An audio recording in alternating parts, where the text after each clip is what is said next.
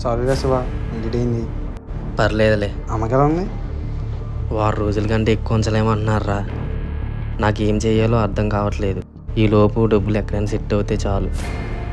రే, నేను చెప్పిన పని ఏం చేసావు? చూశాను కానీ నా దగ్గర 50,000 ఉన్నారా. రే, నువ్వేం కంగారు పడకరా బాబు, మిగతా అమౌంట్ దాసని అడిగి లైన్ చేస్తానులే.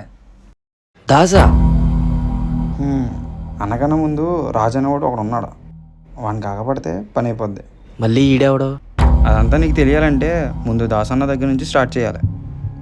దాసన్నకి పెద్ద బ్యాక్గ్రౌండ్ ఏం లేదు, కానీ వాడు చెప్పింది చేయకపోతే బీపీ వచ్చేద్ది. ఇంకోటి ఏంటంటే దాస్కి ఒక అన్న ఉన్నాడు, వాళ్ళిద్దరికి ఒక ఇష్యూ అయ్యి ఇది పెద్ద గొడవ కింద మారి విడిపోయారని మా వాళ్ళు అందరూ అనుకుంటూ ఉంటారు. కానీ వాడు అన్న ఎలా ఉంటాడో ఎవరికి తెలియదు, ఎవరు చూడలేదు కూడా. ఇంతకీ రాజు ఎవడు? అక్కడికి వస్తున్నాను, ఆగరా బాబు. దాస్కి వాళ్ళ అన్నకి గొడవ తర్వాత దాసు గంజా వ్యాపారంలోకి దిగాడు. తక్కువ టైంలోనే బాగా పేరు వచ్చింది, బాగా సంపాదించాడు కూడా. దాంతోపాటు శత్రువులు కూడా బాగా పెరిగారు.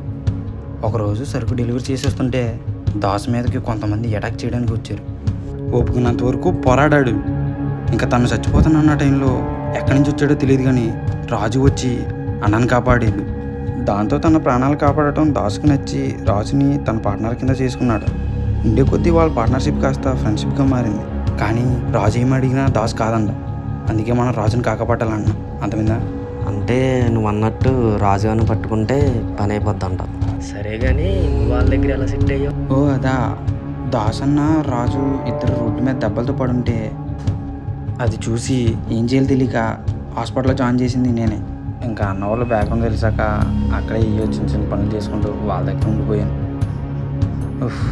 ఆ రోజు నేను లేకపోయింటే వాళ్ళిద్దరు ఏమైపోయి ఉంటారు. వెళ్దామా ఇంకా?